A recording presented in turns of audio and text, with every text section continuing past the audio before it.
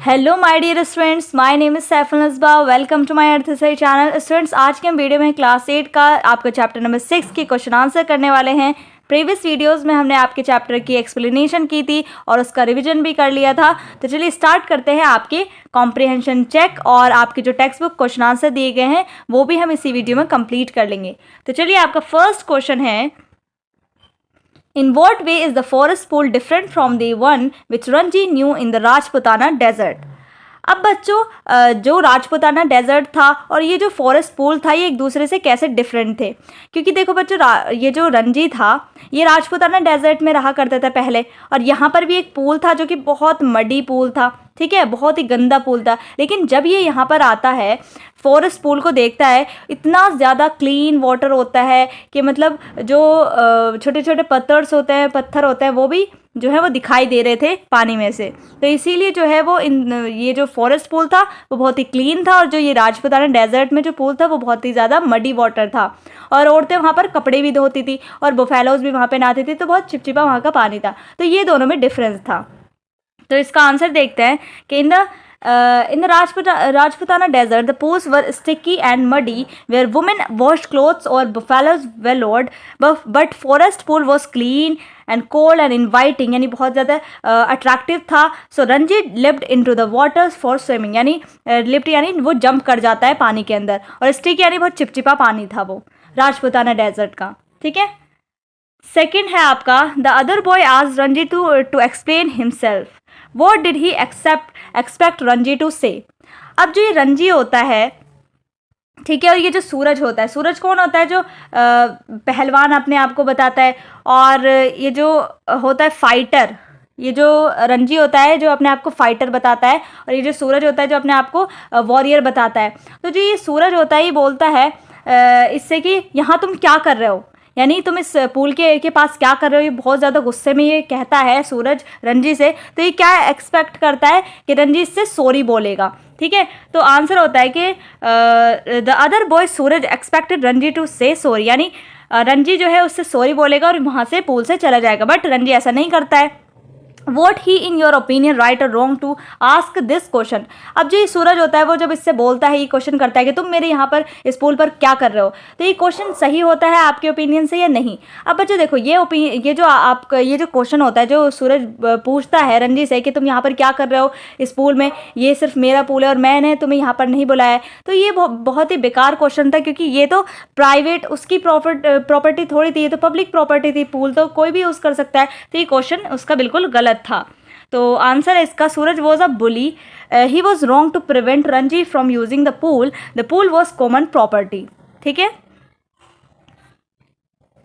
Third है आपका question number third, between Ranji and the other boy who is trying to start a quarrel, give a reason for your answer. Quarrel यानी लड़ाई। अब लड़ाई को कौन स्टार्ट करता है? रंजी स्टार्ट करता है, अदर बॉय जो वो सूरज था। तो ऑब्वियसली सूरज ही स्टार्ट करता है, क्योंकि रंजी तो ये चाह रहा था कि उससे फ्रेंडली मैनर में बात करे, बट जैसे ही देखता है रंजी के वो बड़ा ही बहुत ही गुस्से में वो जवाब दे रहा है और बहुत ही ज़्यादा दुश्मन की नज़र से उसको देख रहा है, तो रंजी फिर पीछे हट जाता है और वो लड़ाई करना स्टार्ट कर देता है जो अदर बॉय होता है, यानी सूरज। आंसर है इसका, it is Suraj who starts the quarrel. He asks Ranji to run away from the pool. He even threatens to beat him. यानी वो धमकी भी देता है उसे मारने के लिए, और वो मार भी देता है एक चांटा। क्वेश्चन नंबर थर्ड है आपका, then we will have to continue the fight, said the other. What made him say that? Did the fight continue? If not, why not? अब क्वेश्चन नंबर फोर का फर्स्ट पार्ट क्या कह रहा है कि जब सूरज ये बात कहता है कि ठीक है, लगता है हमें अब ये जो फाइट है उसको कंटिन्यू करनी पड़ेगी, तो ऐसा वो क्यों बोलता है? एक तो रीज़न ये होता है कि एक तो वो दोनों बहुत ज़्यादा थक गए थे, और जो रंजी था वो हार मानने का नाम नहीं ले रहा था और उस पूल से जा ही नहीं रहा था। तो इसीलिए जो सूरज होता है वो बोलता है कि हमें कल फाइट कंटिन्यू करनी पड़ेगी। तो आंसर है आपका, Suraj spoke the above words because he was tired, but he did not want to spare Ranji, who refused to accept defeat, so he deferred the fight for the next day.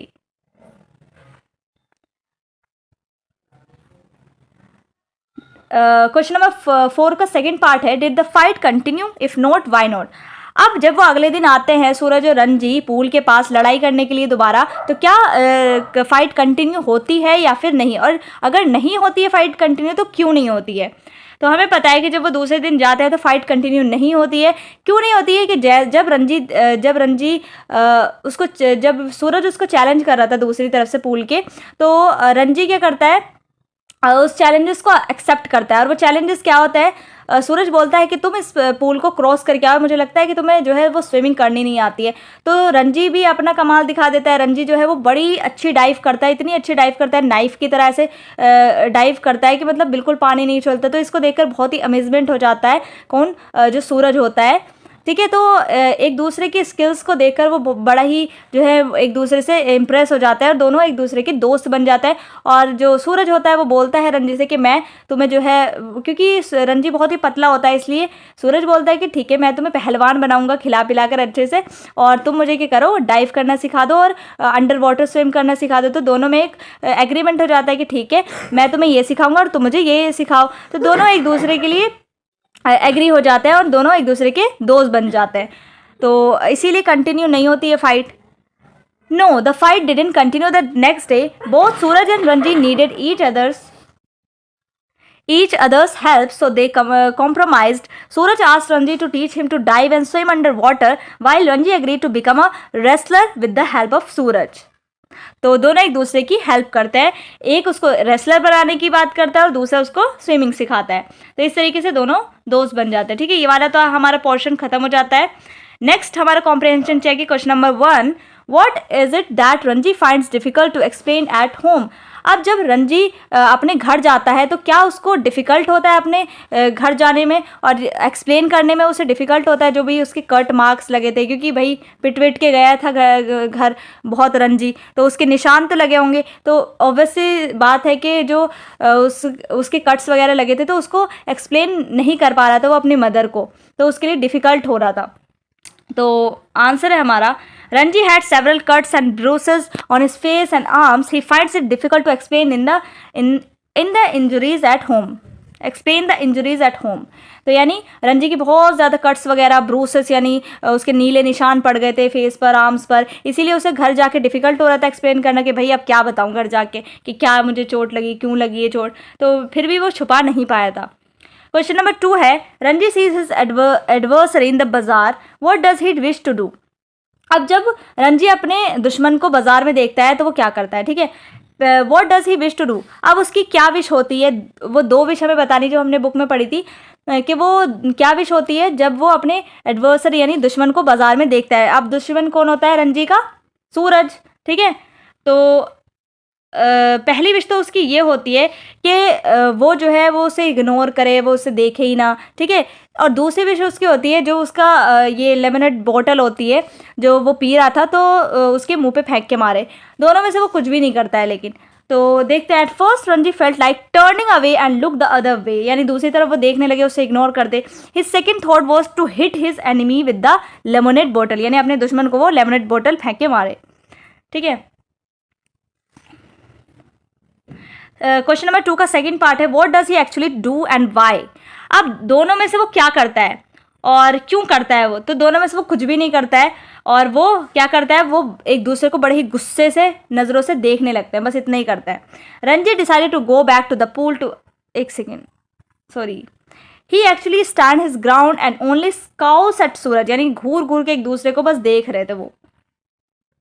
Question number 3 है हमारा, Ranji is not at all eager for a second fight, why does he go back to the pool then.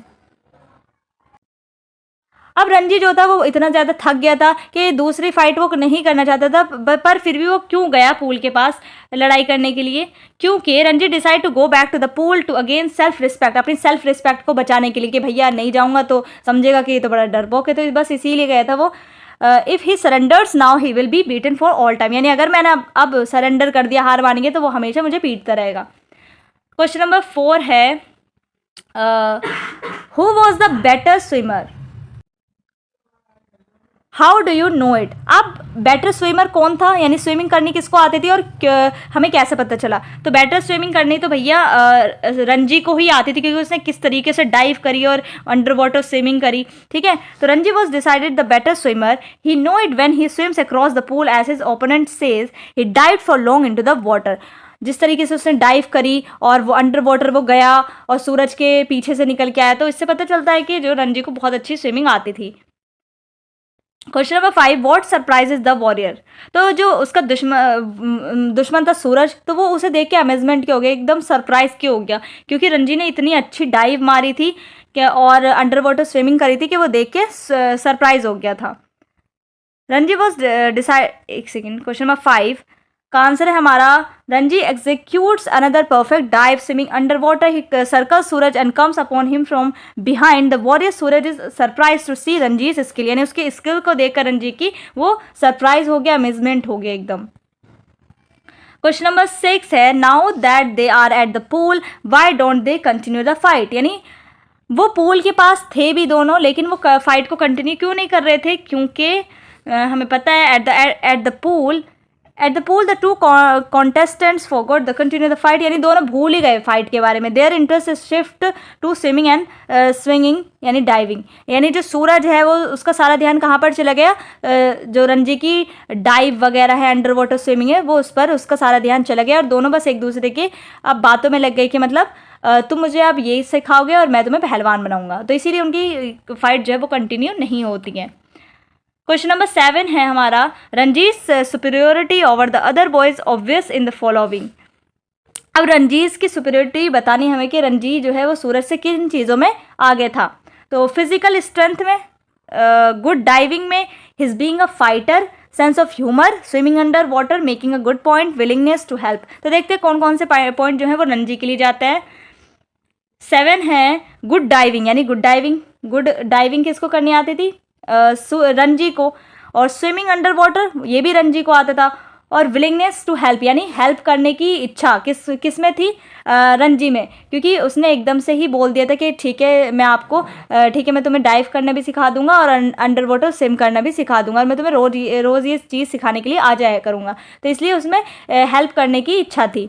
Sense of humour यानी हंसी मजाक करना भी रंजी के अंदर था, क्योंकि जब वो डाइव करता है सूरज और इस तरीके से डाइव करता है कि वो पूल में बहुत सारा पानी बाहर आ जाता है, तो रंजी बोलता है उस वक्त कि पूल खाली करने का इरादा है क्या, तो इस तरीके से हमें पता चलता है सेंस ऑफ ह्यूमर रंजी का अच्छा है, ठीक है। तो ये सारे पॉइंट्स रंजी के लिए जाते हैं। क्वेश्चन नंबर 8 है हमारा, What according to you makes the two adversaries turn into good friends in a matter of minutes? Explain it as you have understood it. अब हमें क्वेश्चन नंबर 8 में ये बताना है कि रंजी और सूरज इतने जल्दी दोस्त कैसे बन गए, बल्कि एडवर्सरीज थे, दोनों एक दूसरे के दुश्मन थे, और कुछ ही मिनटों में वो कैसे जो है वो दोस्त बन गए, ठीक है। तो आंसर है इसका, Ranji and Suraj two adversaries turn into good friends in a few minutes for a couple of reasons, यानी कुछ रीजन है इसके पीछे। Both were tired of fighting, पहला तो ये कि वो दोनों ही थक गए थे फाइटिंग करके। Both needed each others help, और दोनों को ही एक दूसरे की हेल्प चाहिए थी और गाइडेंस एंड सपोर्ट चाहिए था। Suraj wanted to learn diving from Ranji, Suraj क्या चाहता था कि वो उसे डाइव करना सिखाए रंजी, ठीक है। While Ranji like the idea of becoming a strong wrestler with the help of Suraj, और रंजी को भी आइडिया अच्छा लगा कि वो जो है सूरज की हेल्प से क्या बन सकता है कि स्ट्रॉन्ग रेसलर बन सकता है। तो दोनों को ही एक दूसरे की बातें अच्छी लगी, इसीलिए क्या हुआ, वो दोनों कुछ ही मिनटों में दोस्त बन गए एक दूसरे के, ठीक है।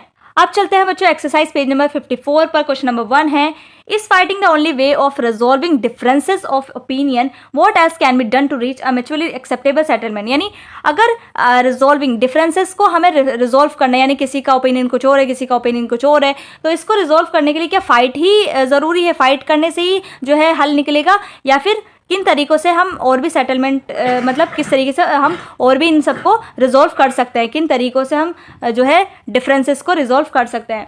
तो fighting is not the only way to resolve a dispute, यानी किसी भी डिस्प्यूट को रिजॉल्व करने के लिए फाइटिंग ही ज़रूरी नहीं है। The best course is to start a dialogue with a cool head, यानी हमें कम्युनिकेट करना चाहिए एक दूसरे से बात करनी चाहिए उस बारे में, तभी कोई हल निकल सकता है। In case they fail to agree in on any point they can appoint on arbiter or middle man acceptable to both. और ऐसे भी हो सकता है कि अगर जो दो लोग हैं वो आपस में लड़ाई करें तो तीसरा कोई आके उन्हें समझाए बुझाए और मतलब समझाए और किसी पॉइंट पर वो एग्री करें। ठीक है। Question number 2. Have you ever been in a serious fight only to release later that it was unnecessary and futile? Share your experiences, views with other frankly and honestly. अब कभी बच्चों आपके साथ ऐसा हुआ है कि आपने कोई बहुत बड़ी सीरियस फाइट कर ली हो और बाद में आपको रियलाइज़ हुआ हो कि हमने तो बस बेकार में इतनी लड़ाई की, तो ऐसा कोई एक्सपीरियंस है तो आप लिख सकते हैं। ठीक है, तो ये आप खुद से कर सकते हैं या इसको भी लिख सकते हैं। People usually quarrel over minor issues which can be resolve over a cup of tea. Such violent quarrels harm both the parties in a war. No party actually wins. Both suffer equally and feel sorry later on. Every person can recall on 1 or 2 occasions of this type. इस तरीके से कुछ बता सकते हैं आपके, मतलब ऐसा होता है ना, वॉर में क्या होता है, दोनों ही पार्टीज का नुकसान होता है। अब जैसे दो मुल्क लड़ रहे हैं आपस में, ठीक है, तो दोनों ही मुल्कों का नुकसान होगा, ये नहीं कि एक का ही नुकसान होगा, दोनों का ही बराबर नुकसान होगा, फिर बाद में उन्हें पछतावा होता है। ठीक है, तो आप भी कुछ ऐसा ही लिख सकते हैं। क्वेश्चन नंबर 3 है, why do some of us find it necessary to prove that we are better than others? Will you be amused or annoyed to read the following sign at the back of the car in front of you? I may be going slow but I am ahead of you. तो पहला question आपसे ये किया गया है कि क्या ये ज़रूरी है कि हम जो है वो अपने आप को बेटर दिखाने के लिए प्रूव ही करें कि देखो कि हम मतलब दूसरों से बेहतर हैं, तो इस चीज़ को दिखाने के लिए हम प्रूव करें। और सेकंड क्वेश्चन है, क्या हम अम्यूज्ड होंगे या फिर अनॉयड हो जाएंगे इस चीज़ को पढ़ के कि I may be going slow but I am ahead of you? यानी अगर हमारे सामने एक कार होगी और इसके पीछे ये लाइन लिखी होगी, तो क्या हम उससे अम्यूज्ड होंगे या फिर परेशान होंगे या फिर हंसी मजाक में इस चीज़ को उड़ा देंगे? इस लाइन का मीनिंग है कि मैं तुमसे स्लो हूँ लेकिन मैं फिर भी तुमसे आगे हूँ। तो बताना है कि हम अनॉयड होंगे या अम्यूज्ड होंगे। पहला तो इसका आंसर है, जो पहला पार्ट से हमने पूछा गया था, कि हमें कोई भी ज़रूरत नहीं है ये दिखाने के लिए कि हम बेहतर है दूसरों से, और क्योंकि अगर हम बेहतर होते हैं तो वो चीज़ खुद दिख जाती है। इसीलिए it is our common weakness to do better than others to pull somebody down. यानी लोगों की आदत होती है कि वो अपने आप को बेहतर दिखाने के लिए दूसरों को नीचा दिखाते हैं। Some pretend to be superior to the others and try to hurt them. यानी अपने आप को सुपीरियर दिखाने के लिए वो दूसरों को हर्ट भी करते हैं। This is in fact a symptom of their inferiority complex. We should avoid ego clash. यानी हमें अवॉइड करना चाहिए इस चीज़ को। और दूसरा जो ये आपका क्वेश्चन था बच्चों, इसमें आप लिख सकते हैं कि हम जो है इस चीज़ को पढ़कर जो है वो बिल्कुल भी गुस्सा नहीं करेंगे, अनॉयड नहीं होंगे, बल्कि हंसी मजाक में इस चीज़ को उड़ा देंगे। ठीक है, तो ये थे आपके बच्चों ओवरऑल क्वेश्चन आंसर। ये आपके मोर क्वेश्चन सॉल्व किए गए हैं यहाँ पर। अगर आपके एग्ज़ाम्स हैं, ठीक है, और रिवीजन करना चाहते हैं आप क्वेश्चन आंसर का, तो आप यहाँ से भी कर सकते हैं। ये रहे, आप स्क्रीनशॉट ले सकते हैं। बाकी क्वेश्चन आंसर आपके हो चुके हैं जितने भी आपके टेक्स्ट बुक में दिए गए थे। ठीक है, तो ये आपके एडवांस और आपके लॉन्ग क्वेश्चंस हैं, शॉर्ट हैं, जिस प्रिपरेशन आप इसकी भी कर सकते हैं ताकि आप एग्जाम में अच्छे मार्क्स ला सकें। ठीक है, तो चलिए फिर मिलते हैं बच्चों नेक्स्ट वीडियो में। तब तक के लिए bye bye and take care.